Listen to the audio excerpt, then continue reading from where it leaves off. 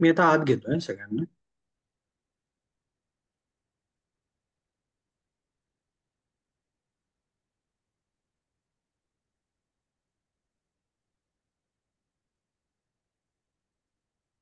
आणि आता आपण लाईव्हही जातोय.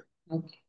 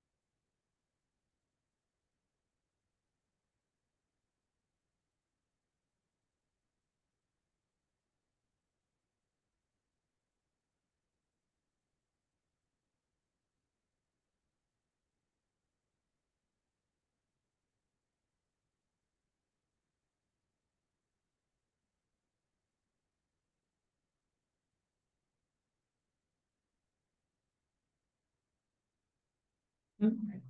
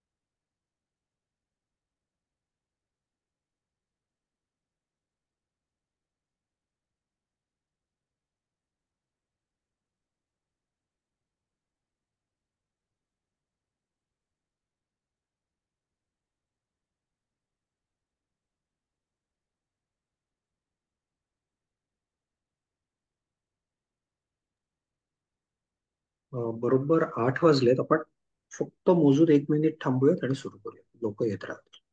चालेल.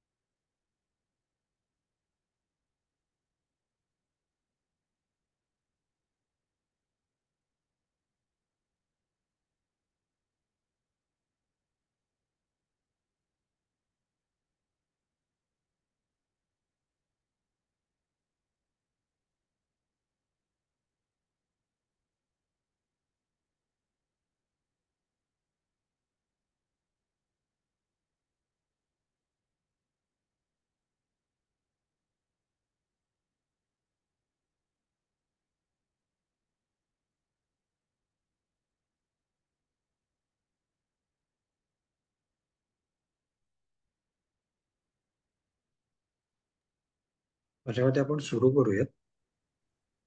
चालेल.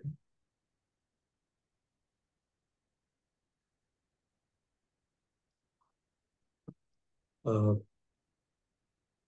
नमस्कार. सर्वप्रथम सगळ्यांचं मनापासून स्वागत आणि सगळ्यांचे खूप आभार. अ, इत- अ, इतक्या अ, मोठ्या संख्येने तुम्ही सगळे आलात याबद्दलही, आणि या अशा कार्यक्रमांना तुम्ही जो पाठिंबा देताय त्याबद्दलही. सुप्रसिद्ध शास्त्रज्ञ डॉक्टर जयंत नारळीकर यांचा उद्या जन्मदिवस.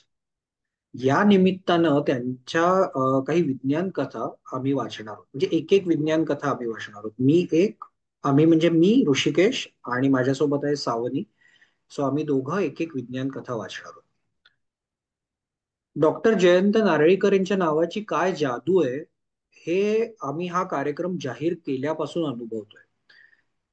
तेव्हापासून तुम्ही सगळ्यांनी जो या कार्यक्रमाला प्रतिसाद दिलाय, जितक्या जणांनी नोंदणी केली आहे, त्यामुळे काही जण झूमवर आहेत तर काही जण हे लाईव्ह ऐकणार आहेत. अ, तर हा जो कार्यक्रम आहे हा अतिशय अनौपचारिक गप्पांमधून आम्हाला सुचला. आणि सावनीला हे हे जाणवलं की नारळीकरांच्या वैज्ञानिक कामाबद्दल बोललं जातंय किंवा त्यांच्या लेखनाबद्दल लिहून येतंय. पण जोपर्यंत पुढच्या पिढीपर्यंत त्यांचं लेखन पोचणार नाही, तोवर त्यांनी जे काही इतकं अफाट काम करून ठेवलंय त्याला पुरेसा न्याय मिळणार नाही. आणि नारळीकर आम्हा दोघांनाही प्रिय, तुम्हा सगळ्यांना प्रिय असतील. इथे जमलेल्या अनेकांच्या आणि आमच्याही लहानपणापासून यांच्या लेखणीनं आपल्या सगळ्यांचाच वैज्ञानिक दृष्टिकोन घडवण्यात खूप मोठा वाटा उचललाय. आणि अशा वेळी सावनीनं मार्ग सुचवला की नारळीकरांचा जन्मदिवस येतोय, तर त्या निमित्तानं आपण त्यांच्याच गोष्टी वाचूयात आणि त्या मुलं ऐकतील. पण प्रत्यक्ष सगळे जमणार आणि आपण गोष्टी वाचणाऱ्या जागेची मर्यादा तर आहेच, आणि आम्ही दोघंही वेगवेगळ्या शहरात राहतो. त्यामुळे ऑनलाईन वाचन केल्यास सर्वदूर पसरलेल्या मुलांना, मोठ्यांना या गोष्टींची जादू अनुभवता येईलच, अशा विचारातून आम्ही हा कार्यक्रम करतोय. या निमित्तानं उद्या त्यांच्या जन्मदिवशी या कार्यक्रमाची लिंक तुम्ही अनेकांना पाठवून अनेकांना या गोष्टी अनेकांपर्यंत जर पोहोचवू शकालच, पण त्याचबरोबर त्यांच्या इतर कथाही मिळवून, त्यांच्या कादंबऱ्या मिळवून उद्या आपण वाचूयात आणि अशा प्रकारे त्यांना आदरांजली वाहूयात, असं मात्र मी नक्की सांगेन. या कथा निवडताना साधारण त्या 20 मिनिटाच्या आसपास असतील अशा बेताने आम्ही निवडल्या. त्याची इतरही काही वैशिष्ट्य आहेत, त्याबद्दल आम्ही बोलूच. त्यातली पहिली गोष्ट सावनी वाचणार आहे, त्याबद्दल तीच सांगेल आणि गोष्टीला सुरुवात करेल. तर आता सावनी, गोष्टीला सुरुवात करू शकतेस. धन्यवाद. नमस्कार. माझा आवाज येतोय ना सर्वांना? माझं नाव सावनी गोडबोले आणि आज जी मी कथा वाचणार आहे, विज्ञान कथा डॉक्टर नारळीकरांची, तिचं नाव कृष्णविवर. कृष्णविवर म्हणजे ब्लॅक होल. ते काय असतं ते कथेच्या ओघात येईलच. ही डॉक्टर नारळीकरांची पहिली प्रकाशित झालेली कथा आहे. त्या कथेमागची कथा आपण सर्व कार्यक्रम संपेल त्यावेळेला ऐकूच. सध्या आपण कृष्णविवराकडे कूच करूया. हा कॉम्प्युटर लेकाचा फार सतावतोय. तावातावाने कॉफी ढवळत प्रकाश बोलत होता. गेल्या आठवड्यात मी त्याच्याकडे कमीत कमी 50 वेळा तरी गेलो असेल, पण त्याचं उत्तर सारखं तेच. काय म्हणतो कॉम्प्युटर? संजयने साळसूदपणे विचारलं. तो शुद्ध गणिताचा विद्यार्थी असल्याने कॉम्प्युटरकडे तुच्छ चित्रकाराने घर रंगवणाऱ्या रंगाऱ्याकडे पाहावं त्याप्रमाणे. कॉम्प्युटर म्हणतो की माझे मूळ सिद्धांत चुकलेत. खरं म्हणजे प्रॉफनी दिलेला डेटा कॉम्प्युटरला सुपूर्द करून मी दिवसभरात मोकळा होईन आणि ठरल्याप्रमाणे हायकिंगच्या टूरवर जाईन असं मला वाटलं होतं. पण मॅन प्रपोजेस आणि कॉम्प्युटर डिस्पोजेस हेच खरं. यर्किस वेधशाळेतून आलेली गुरुग्रहाबद्दलची काही नवीन माहिती कॉम्प्युटरवर पडताळून पाहायला प्रकाशकडे आली होती. तुझी बेरीज वजाबाकी चुकली असेल. फिजिक्सवाल्यांचं गणित कच्च असतं, असा सर्वसाधारण गणिताला वाटणारा विश्वास संजयने व्यक्त केला. हे बघ, चूक असली तर ती माझी नव्हे, न्यूटन आणि आईन्स्टाईनची असली पाहिजे. ग्रहांची गती त्यांच्या सिद्धांतावरून ठरवली जाते, हे तुझ्यासारख्या अल्पश्रुताला देखील माहित आहे. पण कॉम्प्युटर म्हणतो हा नवीन डेटा त्याच्या सिद्धांतात बसत नाही. डेटा चुकीचा नाही याची प्रॉफना खात्री आहे. थोडं पेंट कुठे खातं? प्रकाशने आपली तक्रार मांडली. मला वाटतं तू खगोलशास्त्रातल्या दशावतारांची नावं घेत बस, म्हणजे तुला प्रेरणा मिळेल. म्हण, न्यूटनाय नमहा, हॅलये नमहा, हर्षलाय नमहा, ऍडम्साय नमहा, एडिंग्टनाय. अरे ऍडम्स काय लाखाची गोष्ट बोललास. बालादपी सुभाषितम ग्राह्यम. संजयच्या पाठीवर जोरदार थाप मारून कॉफी अर्धी टाकून प्रकाश तिथून पसार झाला. संजय पाहतच राहिला. इन्स्टिट्यूटमध्ये चक्रमपणाचा मक्ता फक्त गणिती लोकांनीच घेतला होता. प्रकाशचा विक्षिप्तपणा त्याला आवडला नसावा. प्रॉफ म्हणजे इन्स्टिट्यूट मधले खगोलशास्त्राचे प्राध्यापक रमेश अग्रवाल. ग्रह आणि उपग्रह यांच्या भ्रमणाचं गणित, सेलेस्टियल मेकॅनिक्स या विषयात त्यांनी जागतिक कीर्ती कमावली होती. 21व्या शतकाच्या सुरुवातीला या विषयात संशोधन करणारे फारच थोडे शास्त्रज्ञ होते. त्यामुळे एखादा कुठ प्रश्न उद्भवल्यास त्या विषयाशी संबंधित असलेले खगोलशास्त्रज्ञ अग्रवालांकडे धाव घेत. म्हणून गुरुसंबंधी उपलब्ध झालेली नवी माहिती त्यांच्याकडे पाठवण्यात आली होती. प्रकाश पावटे हा त्यांचा आवडता विद्यार्थी. नुकतीच आलेली माहिती वरकरणी निरीक्षण करून त्यांनी प्रकाशकडे छाननीसाठी पाठवली.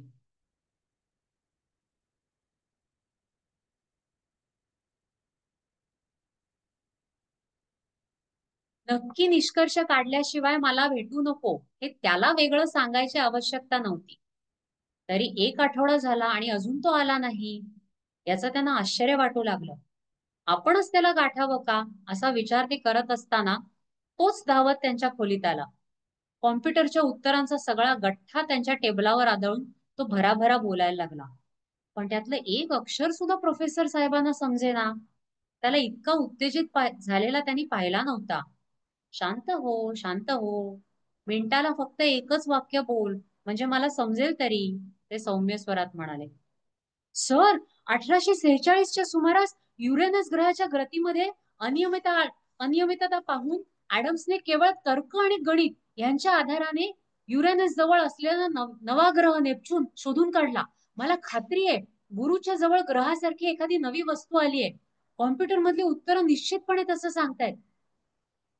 पुराव्याखेरीज विधान करायचं नाही, हा नियम प्रोफेसर साहेबांनी आपल्या विद्यार्थ्यांच्या मनावर बिंबवला होता. तरी प्रकाशचं विधान इतकं अनपेक्षित होतं की स्वतः या प्रश्नाचा छडा लावायचा निर्णय त्यांनी घेतला. आणि पुढचे 10 दिवस अनेक खगोलशास्त्रीय पद्धती वापरून त्या दोघांनी हे विधान बरोबर आहे असं ठरवलं.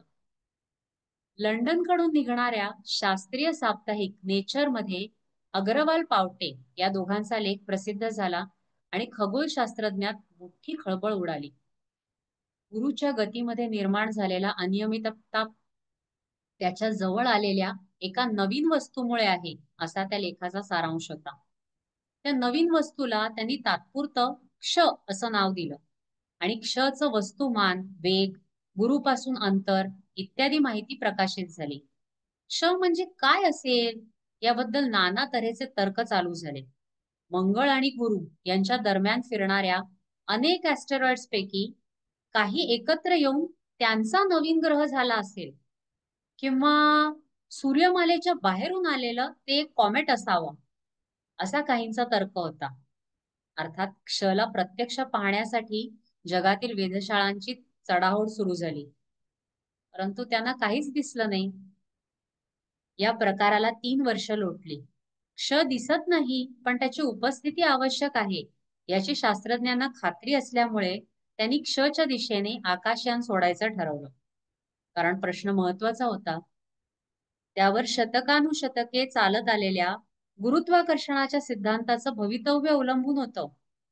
क्षचा शोध भारतीय शास्त्रज्ञांनी लावला म्हणून आकाशयानाचं उड्डाण भारतातील श्रीहरिकोटा बेस वरून करायचं ठरलं आणि त्यात प्रवासी शास्त्रज्ञ म्हणून जाण्याचा मान प्रकाश पावटेला मिळाला. त्याचा एकमेव सहप्रवासी म्हणजे यानाचा अमेरिकन कॅप्टन जॉन फॉकनर. हा एक कुशल तंत्रज्ञ होता. जागतिक अंतराळ संस्थेचे वर्ल्ड स्पेस ऑर्गनायझेशन भारतातून गुरुकडे जाणारं 10वं यान असल्यामुळे त्याचा नंबर होता WIJ-10. गुरुकडे जाण्याचा योग्य दिवस ठरवून WIJ-10च्या उड्डाणाची तयारी होऊ लागली. या 3 वर्षाच्या काळात प्रकाश पावटे आणि संजय जोशी PhD मिळवून आपल्याच इन्स्टिट्यूटमध्ये फेलो झाले होते. संजयचं लग्न होऊन वर्ष झालं होतं, पण प्रकाश अजून सडाफटिंगच होता. मात्र दोघांची मैत्री पूर्ववत होती. गप्पा टप्पा, परस्परांची छेडछाड कायम होती. उड्डाणाच्या 1 आठवडा अगोदर संजयच्या नवजात कन्येचं बारसं होतं. तिच्यासाठी एक मोठं टेडीबेअर घेऊन प्रकाश संजयच्या घरी दाखल झाला. "वहिनी, काय नाव ठेवलं छोकरीचं?" टेडीबेअर पुढे करत त्यानं विचारलं. "अनुपमा." "तुम्ही तिला हातात घेऊन पाहणार का?" "छे बुवा, दुरूनच बरं. मला लहान बाळ हातात घ्यायला फार भीती वाटते." "बरं, मग दुरूनच सांगा. आमची कन्या कोणासारखी दिसते?" "हम्म, तुम्हा दोघांसारखी आहे." प्रकाशचं डिप्लोमॅटिक उत्तर. "छोकरी मोठी गोड आहे, यात शंका नाही. आणखीन 18-20 वर्षांनी पहा तिच्या मागे किती रोमिओ लागतात ते." "पण तुम्हीच थांबा ना 18-20 वर्ष. आम्ही करून घेऊ तुम्हाला जावई." अनुपमाच्या आईने वरसंशोधनाला सुरुवात केली. पण लग्नाची गोष्ट निघाली, मग ती 18 दिवसांनी असो किंवा 18 वर्षांनी, प्रकाश लाजून जाईल. त्याने गडबडीने त्यांचा निरोप घेऊन तिथून पोबारा केला. "हीच त्या ब्रह्मचार्याला घाबरवलंस." संजयने बायकोला चापलं. ठरल्याप्रमाणे WIJ-10च्या यात्रेला सुरुवात झाली. यानाचा पृथ्वीवरील अनेक स्टेशनांशी संपर्क चालू होता. संदेशांची देवाणघेवाण नियमित होत होती. पण गुरुच्या असमंतात आल्यावर परिस्थितीत फरक झाला. प्रकाशने खालील संदेश मिशन कंट्रोलकडे पाठवला. "क्ष जवळ आलो असं वाटतं, पण अद्याप काहीच दिसत नाही. परंतु क्षच्या दिशेने अनेक वस्तू, मिटिओराइट, ऍस्टेरॉइड वगैरे वेगाने जाताना दिसत आहेत." क्ष चमकत असता तर म्हटलं असतं की भगवद्गीतेत दिव्यावर तुटून पडणाऱ्या पतंगाचं वर्णन.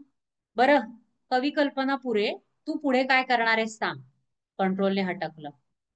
अहो, अणुस्फोट पाहून ओपनहायमरला गीता आठवली. मला इथे दिसतं ते किंवा दिसत नाही ते अणुस्फोटाहून विचित्र आहे. परवानगी मिळाल्यास अधिक जवळून पाहावं म्हणतो. प्रकाशने निरोप धाडला.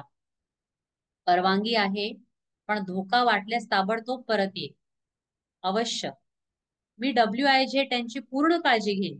कंट्रोलकडे आलेले प्रकाशचे ते शेवटचे स्पष्ट शब्द होते. प्रकाशच्या सूचनेवरून जॉनने क्षच्या दिशेने यान वळवलं. हळूहळू त्याचा वेग वाढू लागला. अरे जरा सावकाश चालव. आपल्याला फार जवळ जायचं नाही. प्रकाशने जॉनला सावध केलं. मी इंजिन केव्हाच बंद केलंय. वेग का वाढतोय समजत नाही. यानातल्या वेगमापकाकडे चिंतातूर नजरेने पाहत जॉन उद्गारला. त्यातला काटा पुढे पुढे सरकत होता. प्रकाशच्या डोक्यात लख्खकन प्रकाश पडला. यानातल्या कॉम्प्युटरकडे त्याने धाव घेतली आणि अद्याप न वापरलेला एक प्रोग्राम एका खणातून काढून त्यात भरला. त्याचं लेबल होतं कृष्णविवर. यानाच्या वेगवृद्धीची माहिती पंच करून कॉम्प्युटरमध्ये घातली आणि क्षणात त्यातून छापील उत्तर आलं. ते वाचून गडबडीने प्रकाश जॉनकडे आला. जॉन, जॉन, क्ष काय आहे हा प्रश्न सुटला. पण मला वाटतं आपल्या दृष्टीने फार उशीर झालाय. क्ष हे कृष्णविवर आहे आणि आपण त्याच्याकडे वेगाने धाव घेतोय. कृष्णविवर म्हणजे आकुंचन पावलेली वस्तू. त्याचं गुरुत्वाकर्षण इतकं प्रखर असतं की त्यातून प्रकाश बाहेर पडू शकत नाही.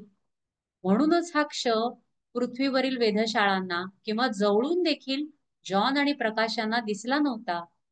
आईन्स्टाईनच्या गुरुत्वाकर्षणाच्या सिद्धांताप्रमाणे कृष्णविवरे विश्वात असू शकतात, पण अद्याप असं कृष्णविवर खगोलशास्त्रज्ञांना सापडलं नव्हतं. म्हणून क्ष एक कृष्णविवर असेल हा तर्क थोड्याच शास्त्रज्ञांनी मांडला होता आणि त्याचं बहुतेकांनी स्वागत केलं नव्हतं. आता पुढे काय? उत्तराची जवळजवळ कल्पना असूनही जॉननं प्रश्न विचारला. आपण बहुतेक क्षच्या तोंडावर पडणार. आशेचा एकच अंधुक किरण आहे. आपल्या यात्रेचा मार्ग क्षच्या केंद्रबिंदूकडे नसून त्याला वळसा घालणार आहे. अजून कॉम्प्युटर नक्की सांगू शकत नाही. त्याला ऑर्बिटचा आणखी डेटा पाहिजे. मी परत त्याला चालू करून येतो. तोपर्यंत तू कंट्रोलशी संपर्क साध. जॉनने कंट्रोलला संदेश पाठवायचा प्रयत्न केला, पण काही उपयोग झाला नाही. कंट्रोल कडून अतिशय वेगाने उच्चारल्याप्रमाणे शब्द येत होते. त्यांचा काहीच अर्थ लागत नव्हता. इतक्यात प्रकाश तिथे आला. त्याचा चेहरा पांढरा फटक पडला होता. जॉन, कॉम्प्युटरने आपल्या मृत्यूचंच भविष्य केलंय. आपण क्षच्या जवळ जाऊन त्याला सुमारे 10 लक्ष चकरा मारून नंतर आत पडणार आहोत असं कॉम्प्युटर म्हणतोय. कंट्रोलची काय सूचना आहे? जॉनने त्याला परिस्थितीची कल्पना दिली. कंट्रोलशी संबंध तुटला. आता सर्व निर्णय आपणच घेतले पाहिजेत हे प्रकाशने ओळखलं. अजून आशेला थोडीशी जागा आहे. आपण कृष्णविवराभोवती जी अस्थिर गोलाकार कक्षा असते तिच्या जवळून जाणार आहोत. त्या मार्गाच्या अस्थिरतेचा मी फायदा घेणार. योग्य वेळी एक रॉकेट फायर केलं की आसपास निर्माण झालेल्या अस्थिरतेमुळे आपलं यान कदाचित बाहेर फेकलं जाण्याचा संभव आहे. तसं झालं तर ठीक, नाहीतर जगाला आपला रामराम. आपण आता गोठवलेल्या सुटात प्रवेश केला पाहिजे. गोठवलेल्या सुटाची काय जरुरी आहे? जॉनने पृच्छा केली. अरे जसे जसे आपण क्षकडे जाऊ तस तसं गुरुत्वाकर्षणाची टायडल पॉवर आपल्याला जास्त जास्त जाणवेल. त्या टायडल पॉवर मुळेच चंद्राचं गुरुत्वाकर्षण पृथ्वीवर समुद्राच्या भरतीच्या वेळी जाणवतं. आता तू कल्पना कर, क्षकडे जाताना तुझं डोकं क्षच्या सगळ्यात जवळ आणि पाय सगळ्यात दूर आहेत. मग क्षच्या गुरुत्वाकर्षणाचा प्रभाव तुझ्या डोक्यावर जितका असेल तितका पायांवर असणार नाही. काय परिणाम होईल त्याचा? माझं शरीर डोक्यापासून पायापर्यंत ताणलं जाईल. जॉनचं डोकं आता चालू लागलं. बरोबर. आणि हा ताण इतका विलक्षण असेल की तो आपल्याला पेलणार नाही. आपण जर गोठवलेल्या अवस्थेत असलो तर कदाचित तो परिणाम आपल्या इंद्रियांना तेवढा जाणवणार नाही. प्रकाशने खुलासा केला. तो आकाशयान स्वयंचलित अवस्थेत ठेव, म्हणजे कम्प्युटर त्याला पृथ्वीची दिशा दाखवेल. नशीब सिकंदर असेल तर बेसवरचे लोक आपल्याला जाग करतील. सर्व तयारी करून गोठवलेल्या सुटात प्रवेश करण्यापूर्वी दोघांनी आकाश दर्शन केलं. तारका समूह विशेष तेजाने चमकत आहेत असं त्यांना वाटलं. हेच त्यांचं जगाचं शेवटचं दर्शन ठरणार होतं की काय? श्रीहरिकोटा बेसवर WIJ-10 ही अक्षरं असलेलं अवकाशयान उतरलं तेव्हा तिथल्या तंत्रज्ञांना आश्चर्याचा धक्काच बसला. ह्या नावाचं यान तिथल्या कोणाच्याही स्मरणात नव्हतं. फार काय, त्याच्या आगमनाची पूर्वसूचनाही मिळाली नव्हती. या अनाहूत यानाची कसून तपासणी करून त्यांनी आतल्या दोघा कुंभकर्णांना बाहेर काढलं आणि त्यांची maximum security medical section MSMS कडे रवानगी केली. त्या दोघांची नावं किंवा चेहरे बेसवरच्या सर्वच लोकांना अपरिचित होते. अहो जरा दमाने घ्या. डॉक्टरने तुम्हाला हालचाल करायची आणि विचार करायची बंदी केली आहे. MSMS मधली परिचारिका अनुपमा प्रकाशला सांगत होती. लवकरच येथील प्रमुख शास्त्रज्ञ तुमची भेट घ्यायला येतील. त्यांनाच सर्व सांगा. ओ मला फक्त एक दोन मित्रांना तरी फोन करू दे. मी सुखरूप परत आलोय हे सांगायला. हे बघ, माझा ॲटॉमिक घड्याळ सांगतय की मी इथून निघून 3 वर्ष झाली. ती लोक काळजी करत असतील हा कुठे गडप झाला म्हणून. 3 वर्ष? आत येता येता प्रकाशचे शब्द ऐकून बेसवरचे प्रमुख शास्त्रज्ञ डॉक्टर रामस्वामी उद्गारले. 3 वर्षापूर्वी येथून कुठलंच यान मानवी प्रवासी घेऊन गेलं नव्हतं. गेली 5 वर्ष आम्ही फक्त स्वयंचलित यंत्र असलेली मानवरहित यानं पाठवतोय. शक्यच नाही. तुमचे रेकॉर्ड तपासून बघा.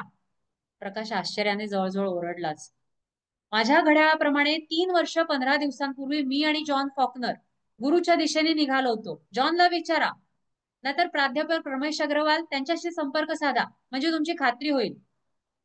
जॉन अजून बेशुद्ध आहे, पण तू म्हणतोस ते प्रोफेसर अग्रवाल नुकतेच रिटायर झाले. पाहतो त्यांच्या घरचा पत्ता मिळतो का. रामस्वामींनी माहिती दिली.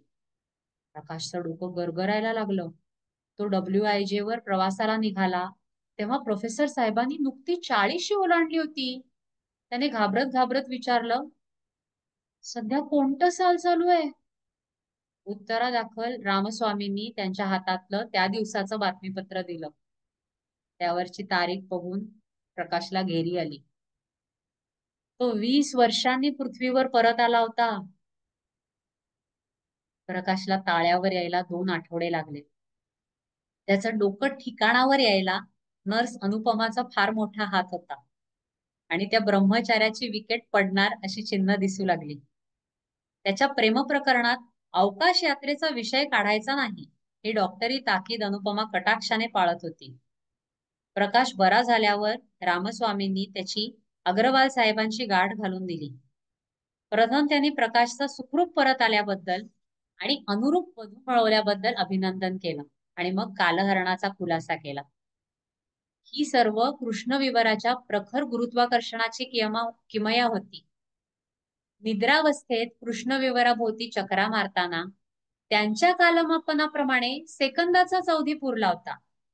कारण गुरुत्वाकर्षणाने त्यांची काळगती जवळजवळ गोठवून टाकली होती. पण त्या अवधीत बाकीचं जग 17 वर्षांनी पुढे गेलं होतं. जॉन आणि प्रकाश यांचं विशीतलं तारुण्य अजून टिकून होतं. आईन्स्टाईनच्या रिलेटिव्हिटीचे ते दोघं सजीव दाखले होते. बरं संजय कुठे आहे? मला पाहून त्याला चांगला शॉक बसेल, हसत हसत प्रकाशने विचारलं. संजय कोण? अनुपमाने पृच्छा केली. संजय जोशी, माझा मोठा मित्र आहे. आम्ही दोघं एकाच इन्स्टिट्यूट मध्ये संशोधन करत होतो. त्याचा माझा अनेक वेळेला वाद. अगं रडायला काय झालं? ते माझे बाबा. त्यांना आणि आईला विमान अपघातात मृत्यू आला आणि मी पोरकी झाले. स्फुंदत स्फुंदत अनुपमाने खुलासा केला. अनुपमाच्या आईचं बरं संशोधन सफल झालं होतं कृष्णविवराच्या कृपेने. धन्यवाद. वा, धन्यवाद सावदे. थँक्यू.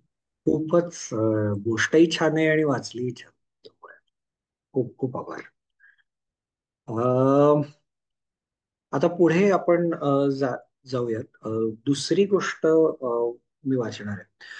सो नारळीकरांच्या ज्या कथा आहेत त्या विज्ञान कथा म्हणून भारी असतातच, पण त्या मुळात कथा आहेत हे भान नारळीकरांनी कधीही सोडलेलं दिसत नाही. म्हणजे त्यांच्या कथांमध्ये थरार असतो, विनोद असतो. वाचकाला धरून ठेवण्याची त्यांची हातोटी विलक्षण आहे.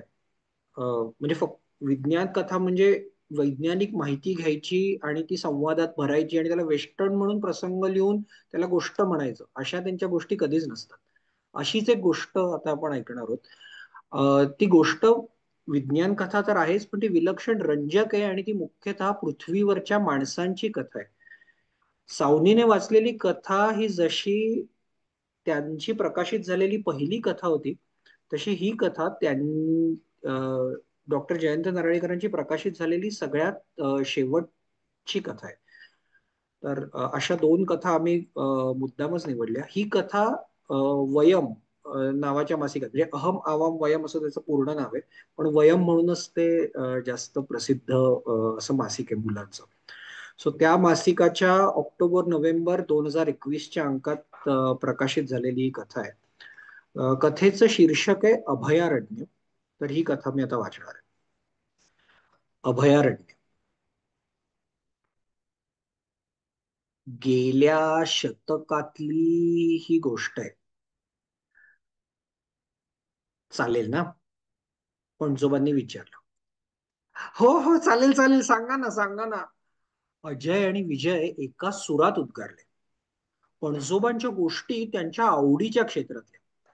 20व्या शतकाच्या अखेरच्या दशकात सुरू झालेलं माहिती तंत्रज्ञानाचं नवं युग 2047 पर्यंत कुठच्या कुठे गेलं होतं.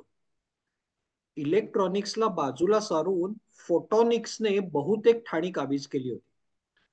प्रकाशाचे कण, फोटॉन, वाटेल त्या मार्गाने पाठवण्याची आणि त्यांचा माहितीच्या आदान प्रदानासाठी उपयोग करण्याची किमया साध्य झाली होती. वास्तविक पणजोबा 85 वर्षाचे आणि 82 वर्षाची पणजी प्रकृतीनं चांगले ठणठणीत होते. आज पणजी आई सॉरी आज पणजी आई बरोबर बाहेर फिरायला गेल्याची संधी साधून अजय विजयनं पणजोबांकडे पालुपद लावलं, गोष्ट सांगा गोष्ट सांगा. पणजोबांच्या बऱ्याच गोष्टी गेल्या शतकातल्या असायच्या. अजय विजयना ते गेलं शतक म्हणजे लांबच्या लांब भूतकाळातलं वाटे. त्या काळी मुलं रोज घरून उठून कुठेतरी लांब शाळेत जात म्हणे. घर बसल्या शाळा नसे. लोक म्हणे मोठ्या हॉलमध्ये गोळा होऊन सिनेमे बघायचे. अजय विजयना घर बसल्या हव्या त्या भिंतीवर हवा तो सिनेमा हव्या त्या वेळी बघता येईल. आणि आपले पणजोबा लिहून दाखवतात ना असं काहीतरी, तेही त्यावेळी सगळ्यांना यायचं म्हणे. इथे आजोबांनी आपली गोष्ट सुरू केली. ऐका तर. आपल्या नेहमीच्या संथ सुरात पणजोबा बोलू लागले. मी 20 एक वर्षाचा असेन तेव्हा तेव्हा मला जंगलाचं आकर्षण फार. मी वनरक्षकाची नोकरी घेतली. गिरनारच्या जंगलात माझं काम होतं. वनरक्षक म्हणजे? बेटा, जंगलातल्या झाडांना तोडू नये, जनावरांना मारू नये, तिथे येणाऱ्या पक्ष्यांची शिकार करू नये म्हणून लक्ष ठेवायचं काम होतं माझं. हं. पण जंगलात असला वेडेपणा कोण करायला जाईल? अजयचा प्रश्न. अजय, त्या काळी आजच्या सारखी जाण नव्हती. तू म्हणतोस तसा वेडेपणा करणारे पुष्कळ जण होते. मी तिथे त्याचीच तर विशेष काळजी घ्यायला होतो, कारण ते सिंहांचं अभयारण्य होतं. आजही आहे. अभयारण्य म्हणजे? सांगतो. अभयारण्यात सिंहांना मोकळं सोडलं होतं. त्यांना कोणी मारायचं नाही याची खबरदारी घेतलेली होती. नाहीतर काही दुष्ट लोक सिंहांना मारून त्यांच्या अंगावरची चामडी, पिशव्या टोप्या वगैरे करायला वापरायचे. ए, काय क्रूरपणा. होय तर. आणि जेव्हा असं वाटायला लागलं की सिंहांचा पूर्ण नाश होईल, पृथ्वीवर सिंहच शिल्लक राहणार नाहीत, तेव्हा त्यांच्यासाठी अशी अभयारण्य तयार केली गेली. गीरमध्ये आम्ही त्यांची पुष्कळ काळजी घेत असू. जेव्हा सिंहिणीला नवीन पिल्लं व्हायची तेव्हा पार्टी सुद्धा करायचो. पहिला तुम्ही रोज जंगलात जायचा सिंहांशी खेळायला? अजय विजयलाही खरं तर तसं आवडलं असतं. मुळीच नाही. अभयारण्यात जनावरांच्या जीवनचर्येत ढवळाढवळ करत नाहीत. त्यांना मुक्तपणे त्यांचं नैसर्गिक जीवन जगू देतात. आणि आपण त्यांना लांबून लक्ष देऊन पाहत राहायचं. ते कसे वागतात, कसे शिकार करतात, हे सगळं आम्ही दुरून पाहायचो. सिंह सिंहिणी आपल्या खाण्याच्या गरजेपुरती शिकार करतात. त्यांची ती नैसर्गिक प्रवृत्ती आम्ही कायम ठेवतो. ही बघ, तुला गीर जंगलावरची एक लहानशी फिल्म दाखवतो. पणजोबांनी एक रिमोट कंट्रोल दाबून भिंतीवर चित्रफित दाखवण्याची तयारी केली. पण अजयला प्रश्न होते. माणसांनी वेडेपणा करू नये म्हणून सिंह अभयारण्यात ठेवले, पण सिंहांनीच वेडेपणा केला तर? त्याचीच तरी हकीकत आहे. एकदा काय झालं, आम्ही मोठी पार्टी दिली जेव्हा एका सिंहिणीला 2 छावे झाले. आम्ही त्यांची नावं ठेवली रुस्तम आणि जमशेद. उमदी जनावरं होती. खूप मस्ती करायची. आम्ही दुरूनच पाहत होतो. हळूहळू आम्हाला काळजी वाटू लागली, कारण त्यांची मस्ती भांडणाच्या रूपात होत होती. रुस्तमने ससा मारला तर जमशेदला तो हवा असेल, आणि जमशेद एका झाडाखाली आराम करत असेल तर तीच जागा रुस्तमला हवी.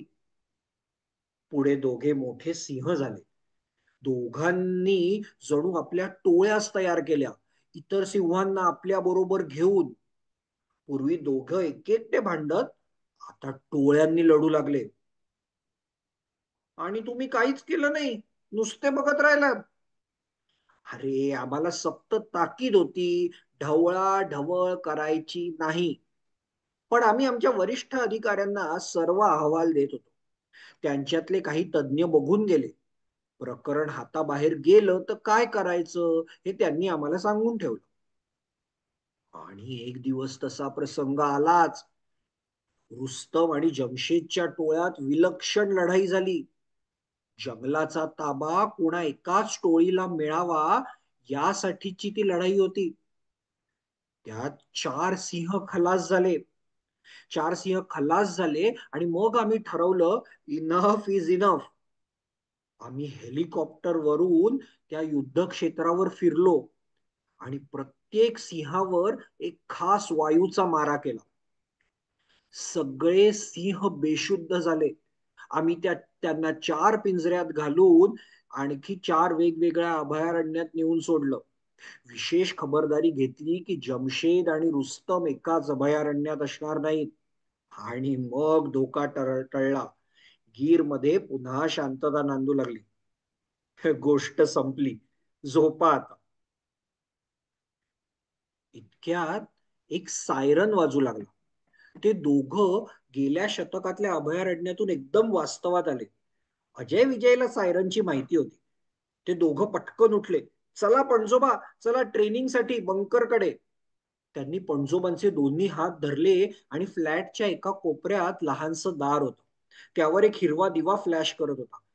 दरवाजा उघडता आत एक शूट होता, जो एका वेळी 5 लोकांना भरकन तळघरात पोचवू शकेल.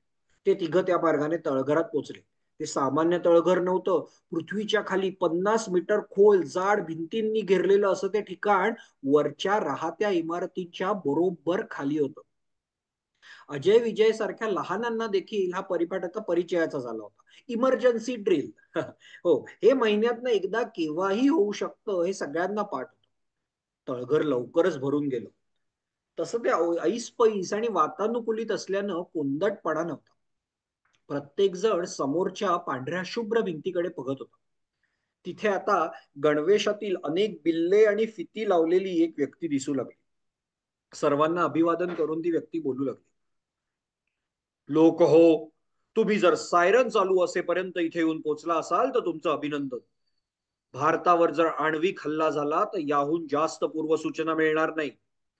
हल्ल्यापासून बचाव करण्याची आपली यंत्रणा किती भक्कम असली तरी त्यावर पूर्ण विसंबून राहता येत नाही. म्हणून हा खटाटोप. तुमच्या बंकरमध्ये 6 महिने पुरेल इतकं अन्न आणि खाद्य सामग्री आवश्यक आहे ती ठेवलेली आहे. पण त्यापूर्वी वर येणं सुरक्षित आहे असं आमच्या पर्यावरण मापक यंत्रांनी आश्वासन दिलं तर आधी वर येऊ शकाल. त्याहून जास्त खाली राहावं लागलं तर मात्र देवच तुमचं रक्षण करो असं मी म्हणेन. तर आजचा संचलनाचा पाठ संपला. आता वर जाऊ शकता. जय हिंद.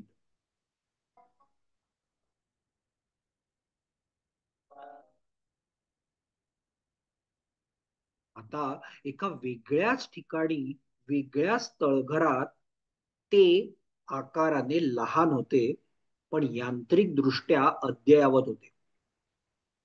3 व्यक्ती बसल्या होत्या. त्यांना आपण ए, बी आणि सी म्हणूया.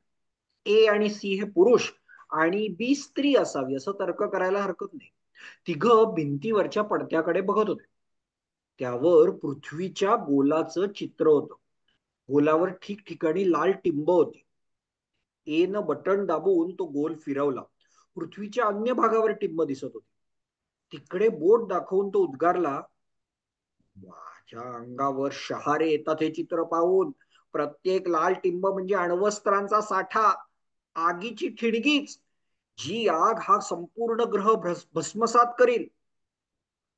नंतर बी ला उद्देशून तो म्हणाला, तू या प्रकल्पात नव्याने आलीयस म्हणून हा इतिहास पहा. सुरुवात इथे झाली. 16 जुलै 1945 मॅनहॅटन. प्रकल्प यशस्वी.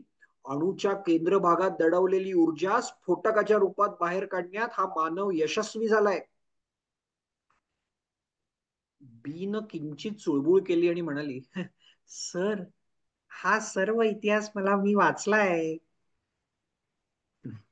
कबूल आहे, पण हे लक्षात ठेव, मानव प्राणी इतिहासापासून शहाणपण कधीच शिकला नाही. क्षुल्लक बाबींवरून युद्ध उकरून काढून अपरिमित प्राणहानी तो करत आलाय. कशासाठी? तो कुठल्या न कुठल्या तत्वासाठी. पण आता त्याच्या हातात जे अण्वस्त्र आलंय त्या मागे लागून तो सर्वात मोठे तत्व विसरलाय, की तो ज्या पृथ्वीवर राहतो त्या नैसर्गिक साधन संपत्तीने भरलेल्या पृथ्वीचा तो क्षणात निकाल लावू शकतो. हा, शाबास शाबास. स्पेस अकॅडमीत तुझं रेकॉर्ड उत्तम होतं ऐकलंय.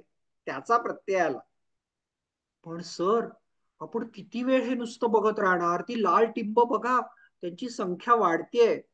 हो नाही करत आता अनेक देशांनी अण्वस्त्र बनवली आहेत. आपण ठरवलं तर पुढल्या 15 मिनिटात. थांब, इतकी उतावीळ होऊ नकोस. आपण हा निर्णय घेऊ शकत नाही. त्याला वरून संमतीदर्शक सिग्नल यायला पाहिजे. अरे बापरे, पण त्याला कितीतरी वेळ लागेल. अगदी प्रकाशाच्या वेगानं संदेश पाठवला तरी? नाही, ती गरज नाही. निर्णय आपणच इथल्या इथे घ्यायचा आहे. हा संगणक तो घेईल. आपण फक्त विद्यमान परिस्थितीची माहिती त्यात भरत राहायचं. हा बघ, हा सी तेच करतोय. सी न हात वर केला आणि म्हणाला, सर, मला वाटतं आपण त्या स्थितीच्या जवळ येत चाललो आहोत. माझ्या मॉनिटरवर मला जे काही दिसतंय ते फार भयावह आहे. या पहाच, मी भिंतीवर ते चित्र टाकतो. त्या भिंतीवर एक फिल्म दिसू लागली. लाईव्ह. 14 ऑगस्ट 2047. इस्लामाबादहून पाकिस्तानचे राष्ट्रपती मिया शफी नुरानी जनतेला देशाच्या निर्मितीला 100 वर्ष झाल्याबद्दल अभिनंदनपर शुभेच्छा देत होते. त्यांच्या भाषणाचा रोख सौम्य होता. 100 वर्षांच्या तणावपूर्व परिस्थितीचा अनुभव आपल्या सर्वांना आहे.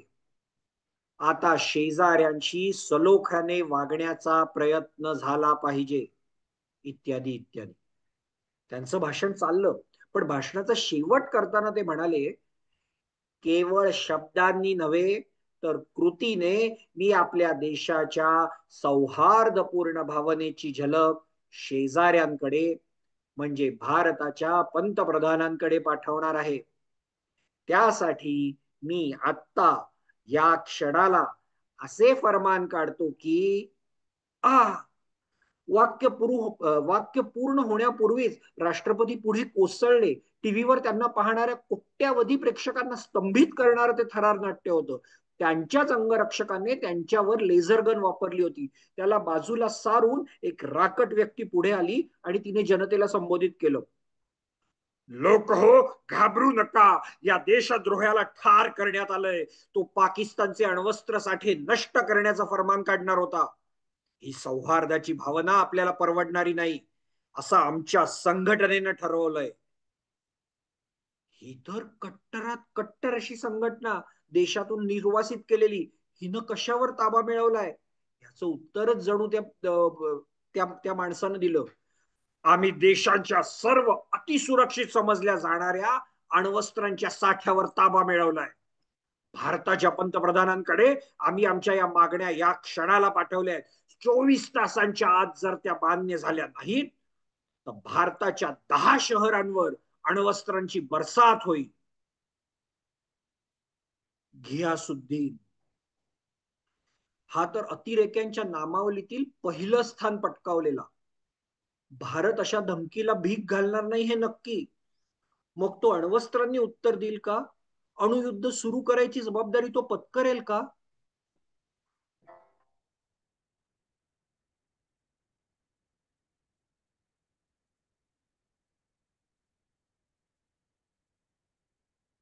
भारतात पंतप्रधानांच्या नवी दिल्ली इथल्या निवासीय कार्यालयात राष्ट्रीय सुरक्षा मंडळाची अत्यंत तातडीची बैठक भरली आहे.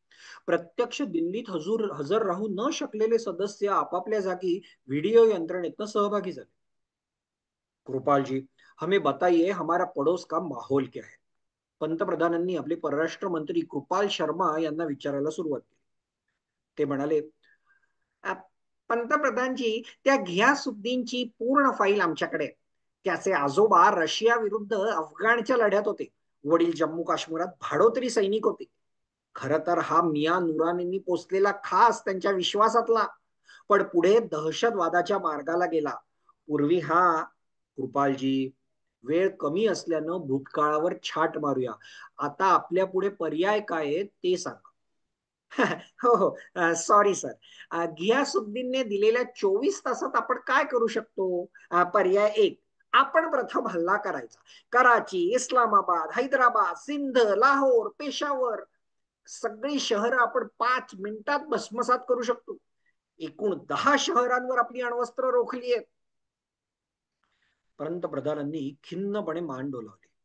आणि त्यांची अण्वस्त्र दिल्ली सकट आपल्या शहरांवर रोखलेली आहेतच.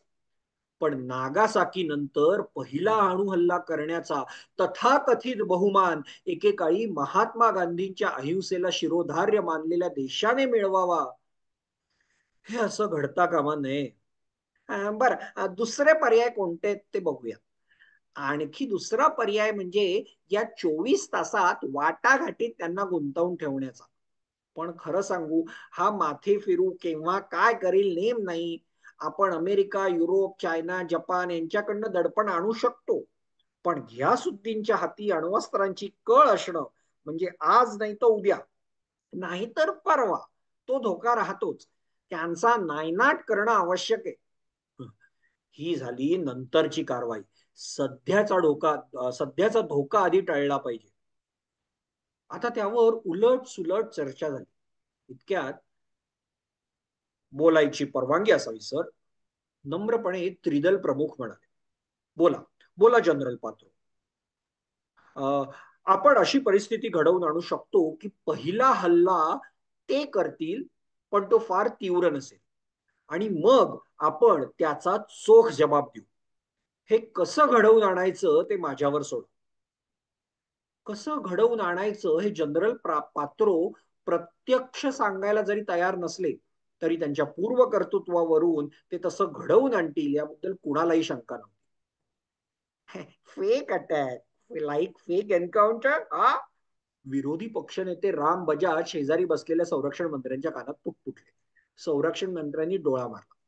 शेवटी त्रिदल प्रमुखांचा पर्याय मान्य झाला. पण आता संभाव्य अणुयुद्ध काही तासांवर आले होते. पण हा निर्णय गुप्त ठेवायचा होता. पण या पंतप्रधानांचा निर्णय पृथ्वी बाहेर कुठेतरी पोचत होता का?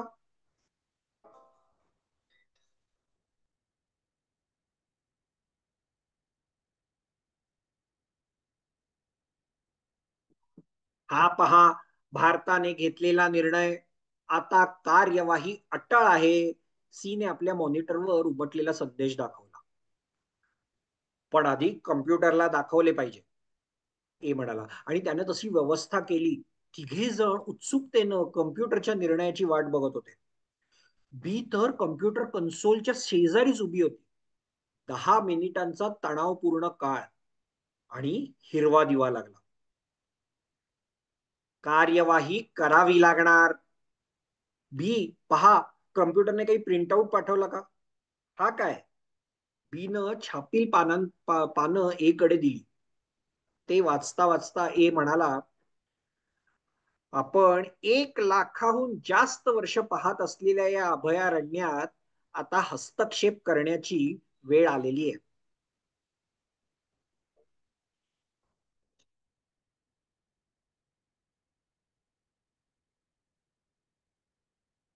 पृथ्वीवर सर्व राष्ट्रांची सभा भरली होती. संयुक्त राष्ट्रसंघांची ती तातडीनं बोलवलेली बैठक होती आणि सभेची सुरुवात कार्यवाहांच्या अहवालाने झाली. ते म्हणाले, उपस्थित राष्ट्रप्रमुखांनो, परवा भारत आणि पाकिस्तान या दोन अण्वस्त्रधारी राष्ट्रांमधला तणाव वाढत जाऊन अणुयुद्ध पेटण्याची परिस्थिती निर्माण झाली होती. एका दहशतवादी संघटनेनं पाकिस्तानच्या सर्व साठ्यांवर, अण्वस्त्रांच्या साठ्यांवर कब्जा मिळवून भारताला आव्हान दिलं होतं आणि 24 तासांची मुदत. पण 24 तास उलटले आणि काहीच घडलं नाही. खरं तर दुरुस्ती करायला हवी. काहीच घडलं नाही. नाही, विनाशकारी काही घडलं नाही, कारण सर्व पाकिस्तानी अण्वस्त्र आणि बॉम्बचे साठे निकामी करण्यात आले. ते पाहून दहशतवाद्यांना पाकिस्तानी सेनेने ताब्यात घेतलं. मात्र पाकिस्तानच्या सेनेचं म्हणणं आहे की शस्त्रास्त्र निकामी करण्यात त्यांचा हात नव्हता. पण हे काम भारताचं होतं का? तर तसंही नाही. भारताचे अण्वस्त्र साठे तितक्याच सफाईदारपणे निकामी केलेले दिसलेत. आपल्या सुरक्षा यंत्रणेत दुसऱ्या देशांनी ढवळाढवळ केली असं आता भारत पाकिस्तान म्हणतायत.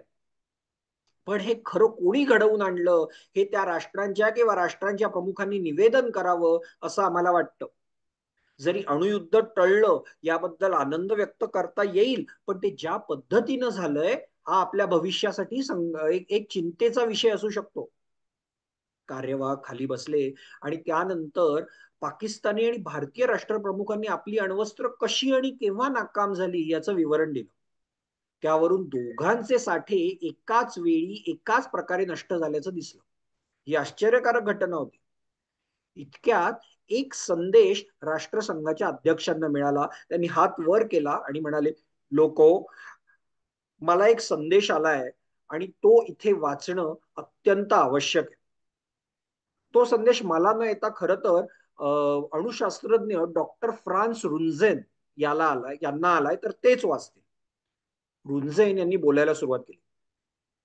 मित्र हो, तुमच्या यंत्रणेत व्यत्यय आणल्याबद्दल क्षमा मागतो, पण मला मिळालेली माहिती इतकी खळबळजनक आहे की ती तातडीनं तुमच्या पुढे वाचून मांडणं आवश्यक आहे. प्रथम तिचं सार आहे. मित्र हो, जगातले सर्व अण्वस्त्र साठे आज 2 तासांपूर्वी निकामी करण्यात आलेत असं हा संदेश म्हणतो. सभेत विलक्षण खळबळ माजली. अनेक राष्ट्रप्रमुखांनी आपली टॅब काढून आपल्या देशाशी संपर्क साधायला सुरुवात केली. पण त्यांना शांत करत डॉक्टर रुनझेन म्हणाले, आपण सवडीनं खात्री करून घ्या. मी आमच्या संस्थेतर्फे खात्री करून घेतलीये. पण हे मला कसं समजलं ते महत्वाचं आहे. हा संदेश माझ्या फोटोनिक मेल मधून आलाय. तो मी इथे भिंतीवर प्रोजेक्ट करतो. तिथेच तुम्ही तो वाचू शकाल. चालेल? त्यांनी तो वाचलेला संदेश असा: पृथ्वीवासियांनो, गेली 1,15,247 वर्ष आम्ही तुमच्यावर लक्ष ठेवून आहोत. पृथ्वीवर एखादी संस्कृती प्राथमिक अवस्थेतून विकसित होत कशी जाते, अधिक बुद्धिमान कशी होत जाते, आपले माहितीचे साठे कसे वाढवते, हे आम्हाला पाहायचं होतं. त्यासाठी हा ग्रह फार सोयीचा आहे. हा नैसर्गिक साधन संपत्तीनं विभूषित आहे. खरंच तुम्ही इथे जन्म घेतला ते तुमचं सौभाग्य आहे. विश्वातील तर अधिक खडतर ठिकाणे पाहिली तर तुम्हाला खात्री पटेल. तर अशा या परिपूर्ण जागी एका अभयारण्याप्रमाणे आम्ही तुमचा विकास पाहत आलो. तुम्ही विकासाच्या पुष्कळ पायऱ्या चढलायत, पण अजून पुष्कळ चढायच्या आहेत. विज्ञान तंत्रज्ञानाचा आधार घेऊन तुम्ही प्रगती करत आहात, पण त्याबरोबर या बहुरत्ना वसुंधरेचा आता तुम्ही अंत पाहताय. तिला मिळालेलं सुंदर पर्यावरण बिघडत चाललंय. सूर्यमालेच्या इतर ग्रहांवर जाऊन पहा, मग कळेल पृथ्वीवरच का जीवसृष्टी नांदतेय. आणि अशा पृथ्वीचा तुम्ही नाश करू बघताय. आम्ही तुम्हाला जोपासायचं, तसंच या पृथ्वीलाही जोपासणं आमचं काम आहे. ह्यापूर्वी काही निवडक प्रसंग आले तेव्हा आम्ही हस्तक्षेप करावे का हा प्रश्न आम्हाला पडला, पण आम्ही स्वतःला आवरलं. मोठा नाश पाहून तुम्ही शहाणे किती होता हे आम्हाला पाहायचं होतं. पण गेल्या काही दिवसात परिस्थिती विकोपाला गेली. शेवटी आम्ही नाईलाजाने या अभयारण्यात हस्तक्षेप करायचं ठरवलंय. होय, नाईलाजाने. नाहीतर पृथ्वी पुन्हा जीवसृष्टी पोसूच शकली नसती. आज तुमचे अण्वस्त्रांचे सर्व साठे नाकाम केलेत आम्ही. पृथ्वीवर एकही अण्वस्त्र उरलेलं नाही. आणि या अनुभवातून शहाणं न होता तुम्ही पुनर्निर्मितीच्या फंदात पडलात, तर तो केवळ प्रयत्न, वेळ, ऊर्जा आणि मेहनत या तिन्ही वाया घालवणारा ठरेल. तेव्हा आपलं ज्ञान विधायक कार्यासाठी वापरा. आम्ही कोण, कुठले, या प्रश्नांची उत्तरं तुमची आणखी वैज्ञानिक प्रगती झाली, विकास झाला की आपोआपच मिळतील. तोपर्यंत तुम्ही आम्हाला जे दिलेलं नाव आहे ते वापरूनच तुमचा निरोप घेत आहोत. तुमचे हित पाहणारे पृथ्वी बाहेरचे ईटी, एक्स्ट्रा टेरेस्ट्रियल. कुठली अस्त्र केव्हा निकामी झाली त्या माहितीच्या आधारे खरं तर माणसांनी ती जागा शोधली. मंगळावरील ऑलिम्पस मॉन्स पर्वताच्या आत तिचा उगम होता. अजून तो पर्वत भेदण्याची क्षमता आपल्यात नाही याची खात्री झाल्यावर मानवाने हा शोध आवरता घेतला आणि पृथ्वी नावाच्या अभयारण्याची सुखरूप वाटचाल पुढे सुरू झाली. धन्यवाद.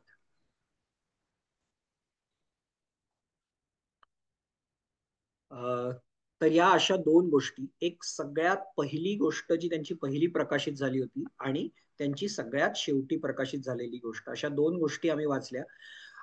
या गोष्टींबद्दल बोलायला आपल्याकडे आणखी दोघ जण आपल्या सोबत आहेत.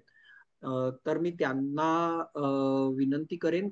सुबोध जावडेकर आपल्या बरोबर आहेत आणि वयमच्या संपादिका शुभदाताई चौकरही आपल्याकडे आहेत.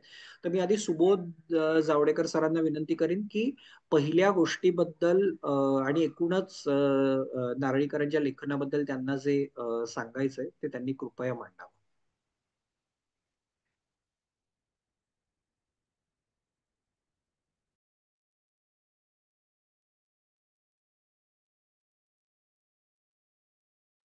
सर, तुम्ही दिसताय, बोलू शकता. नमस्कार. मी कृष्णविवर या गोष्टीबद्दल थोडंसं सांगणार आहे.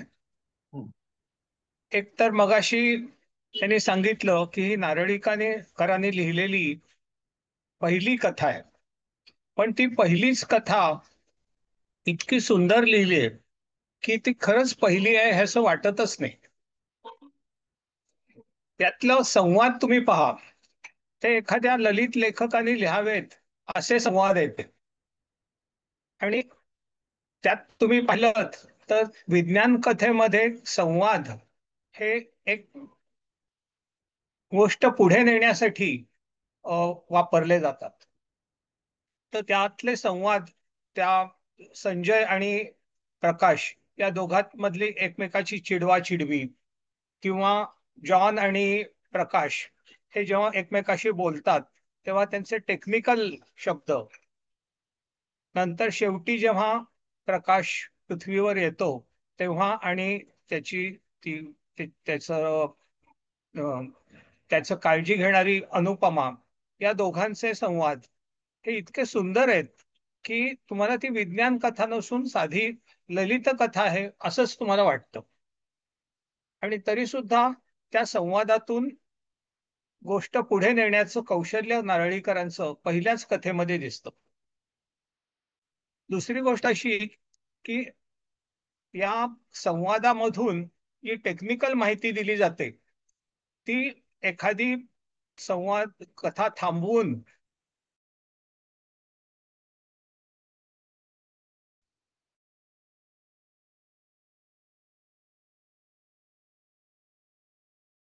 वैज्ञानिक तपशील त्या जेव्हा त्यांचं यान त्या कृष्णविवराच्या पाशी जातं तेव्हा त्यातले जे तपशील आहेत ते बघण्यासारखे आहेत. एक म्हणजे त्यातले त्यावेळीच ते मिटिओराइट किंवा ऍस्टरॉइड्स वेगाने त्या कृष्णविवराकडे आकर्षित होतात. तारे हे अतिशय तेजाने चमकत असतात किंवा कंट्रोल रूम मधून येणारं बोलणं हे इतक्या वेगाने होत असतं की त्यांना ते ऐकूच जात नाही. हे सगळे वैज्ञानिक तपशील अतिशय सुंदर भाषेत नारळीकरांनी मांडलेले आहेत. आणि शेवटी जो धक्का येतो की ती अनुपमा ही त्याच्या मित्राची मुलगी असते आणि तिचं वय आता 17-18 वर्षाचं झालेलं असतं आणि ह्याचं वय मात्र प्रकाशचं वय मात्र फक्त 3च वर्षांनी वाढलेलं असतं आणि त्यामुळे ते दोन एकामेकाच्या प्रेमात पडतात. आणि शेवटचं वाक्य असं आहे की त्या अनुपमाच्या आईचं वरसंशोधन हे सफल झालेलं असतं. म्हणजे जेव्हा शेवटी एखादा धक्का येतो तेव्हा त्याची पूर्वसूचना ही आधीच्या कथेमध्ये आलेली असली पाहिजे. असं म्हणतात की शेवटच्या अंकात जर पिस्तूल उडणार असलं तर ते पहिल्या अंकात भिंतीवर दिसलं पाहिजे.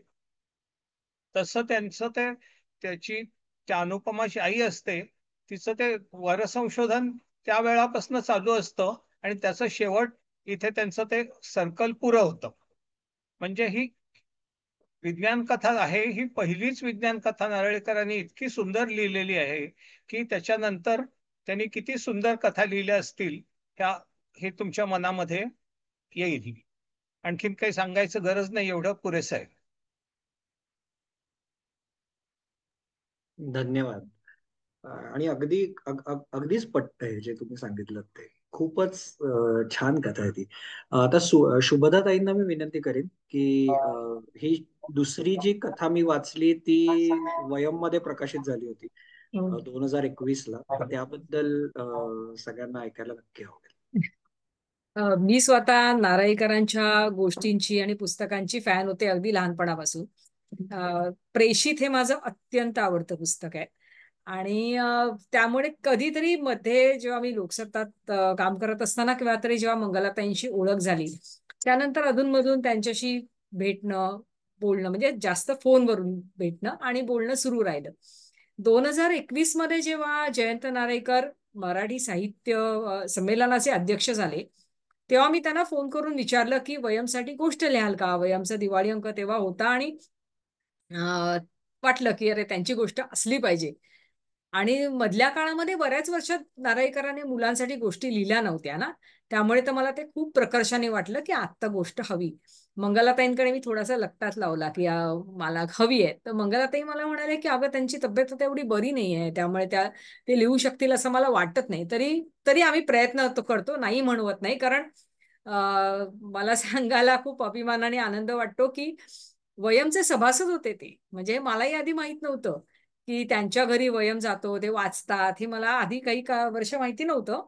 पण हे पण मला मंगलाताईंनीच सांगितलं. त्यांनी एकदा दोनदा कॉम्प्लिमेंट दिला कुठल्या तरी याच्यावर. आणि त्यांच्या नातींना त्या स्वतः आधी एक तर मंगलाताई वाचायच्या वयम आणि मग त्यांच्या नातींना वाचवून दाखवायच्या. तर त्यातनं त्यांच्याही मनात असा जिव्हाळा होता की नाही कसं म्हणायचं. आणि मग ही अभयारण्य कथा त्याची गोष्ट अशी आहे की अभयारण्य ही कथा नारळीकरांनी लिहिली होती पण नंतर त्यांना वाटलं की पुरेशी नाही आणि म्हणून त्यांनी मोठी त्याची खूप वाढवून अभयारण्य नावाची कादंबरी केली जी मौज प्रकाशनाने प्रसिद्ध केली.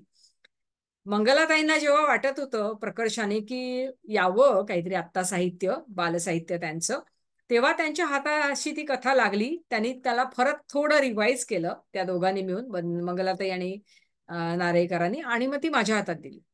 माझ्या हातात आली तेव्हा पण ती बरीच मोठी होती. मी मंगलाताईंना म्हटलं एवढी मोठी मी कशी छापू. आपला अंक असा किती आपला 52 पानी अंक दिवाळी अंक जरा मोठा असला तरी तो 120-130 पानी त्याच्यात मी कशी छापू. त्या म्हणाला हे बघ आता याची आम्हाला छोटी करणं अवघड आहे पण मी तुला मुभा देते की तू ती कर थोडीशी काटछाट करून थोडी छोटी करा. तर नारळीकरांच्या गोष्टीवर काटछाट करायची म्हणजे फार धडपणाची बाब होती. पण थोडीशी, खूप नाही काटछाट केली मी. हे पण मी सांगते, मला मोह नाही. प्रत्येक त्यांचा शब्द आणि वाक्य महत्वाचंच होतं. पण थोडीशी किंचित काटछाट करून का होईना आपण ती गोष्ट प्रसिद्ध केली 2021च्या दिवाळी अंकामध्ये. आता ऋषिकेशनी फार छान वाचली. ऋषिकेश मस्तच वाचली. म्हणजे त्या सगळ्या त्यातली जी पात्र आहेत त्याच्या भूमिका अगदी तू समोर उभ्या केल्यास. ही गोष्ट वाचल्यानंतर आपल्या लक्षात आलं असेल की किती ताजी आहे. आपण सगळेजण आता या अशा घटनाक्रमांमधून जात आहोत. युद्ध, अण्वस्त्र, त्यांचे मारे, इस्रायल सारख्या ठिकाणी आजही बंकर असणं, त्याच्यात माणसांना लपावं लागणं.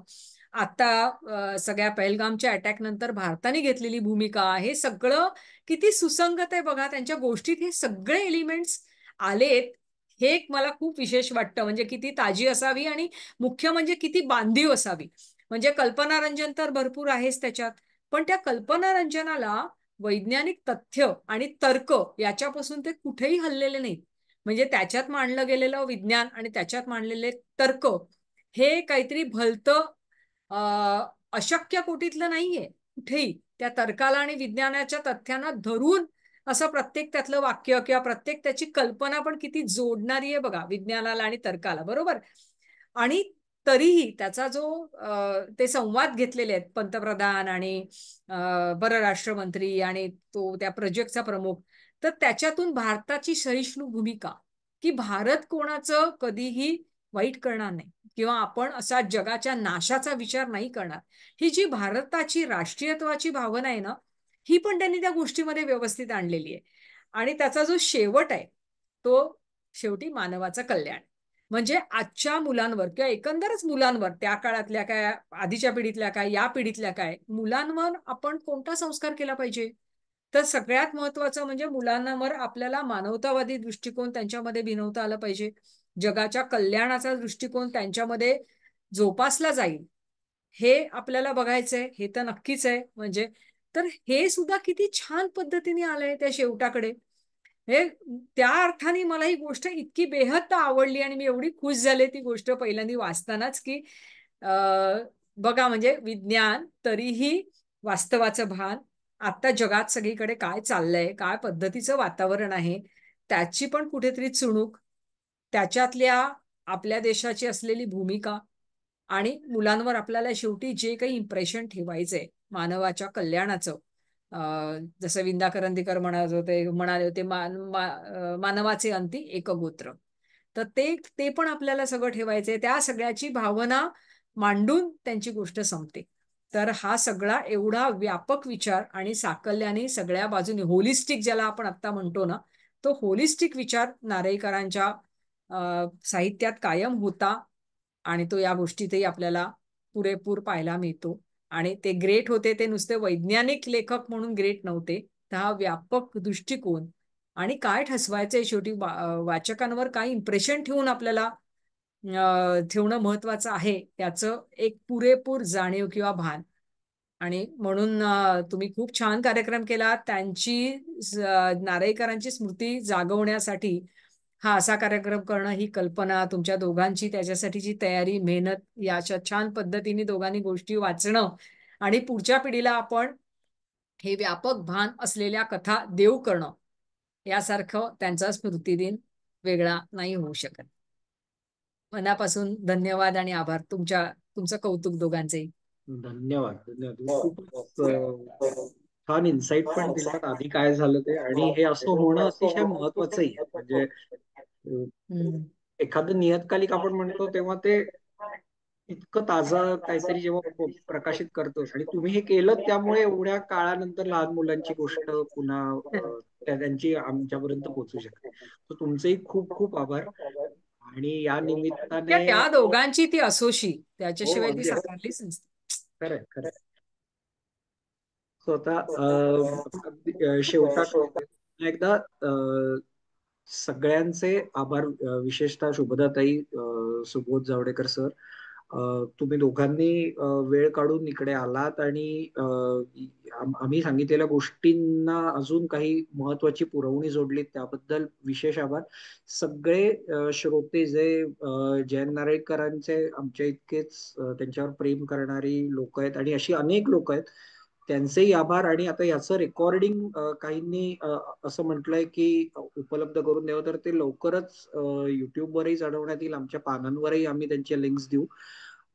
तर उद्या जेव्हा त्यांचा जन्मदिवस असतो त्या दिवशी आपण शक्य तितक्या मुलांपर्यंत, मोठ्यांपर्यंत या गोष्टी तर पोचवूच यात, पण आधी म्हटलं तसं त्यांची इतर पुस्तकं, इतर कथा याही मुलांपर्यंत कशा पोचतील याचा आपण सगळ्यांनी याचे सगळ्यांनी प्रयत्न करूयात.